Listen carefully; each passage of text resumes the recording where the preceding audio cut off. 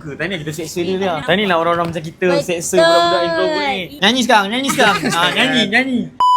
Hai guys, Assalamualaikum. Hello.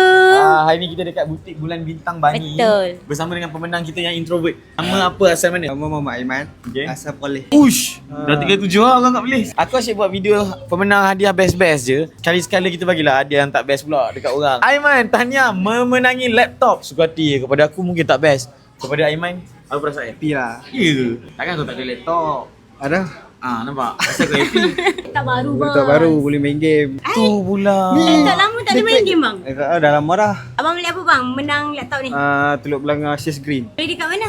Beli dekat TikTok. Tak nampak. Beli dekat eh. TikTok. Tidak nak beli dekat yang lain. Dia tak ada warna Shares Green. So kita orang ni second option lah. Ada lah. Bapak lah doh. Second option. Lepas tu bos bagi dia hadiah.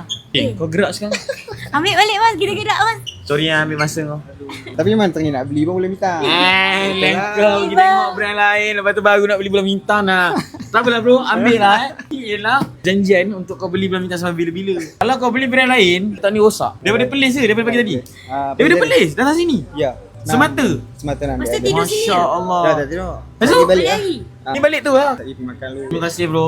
Gigi datang. Itu pun beli online kan? Boleh online. Dah okey lah, ada pengalaman datang. Bercutanda bangi. Ada Ada kamu- korang semua, jangan tunggu lama-lama. Cepat. Banyak. Ada banyak lagi. Kereta Macam abang pun ni, banyak lagi kan, bos? expect tak menang. Tak. Kan? Expect dapat apa? Voucher. Dapat voucher. Minta voucher, dapat laptop. Yang minta laptop yang dapat voucher. Selalunya macam tu. Yang berharap tinggi-tinggi tu kan dapat voucher. I'll see you guys in the next video. Bye. Bye-bye.